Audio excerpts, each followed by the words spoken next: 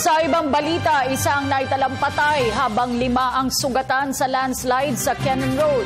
Ang detalye sa ulat ni Jonathan Llanes ng PTV Baguio.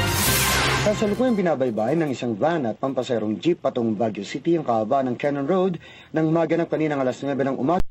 Pagguho ng isang bahagi ng nasabing lansangan na nagresulta sa pagkakatabon sa mga sakyan.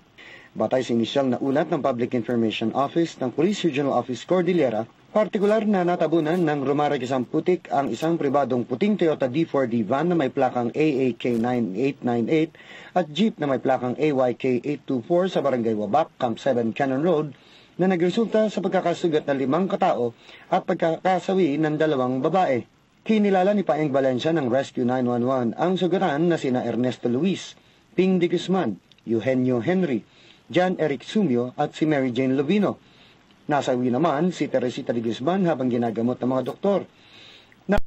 Nauna ng nasawi na si Marjorie Magsino na inisyal na iniulat na dead on arrival. Iniulat din ito na sanhi ng kahirapang may transport na iba pang sugatan patungong Big GHMC. Napilitang dalhin ang mga ito sa pinakamalapit na ospital sa Rosario, La Union. Isinigawan na rin na Department of Public Works and Highways Cordillera ang kaukulang clearing operation sa bahaging ito ng Cannon Road upang muling mabuksan sa trapiko. Mula sa Lungsod ng Baguio para sa Telebisyon ng Bayan, Jonathan Llanes.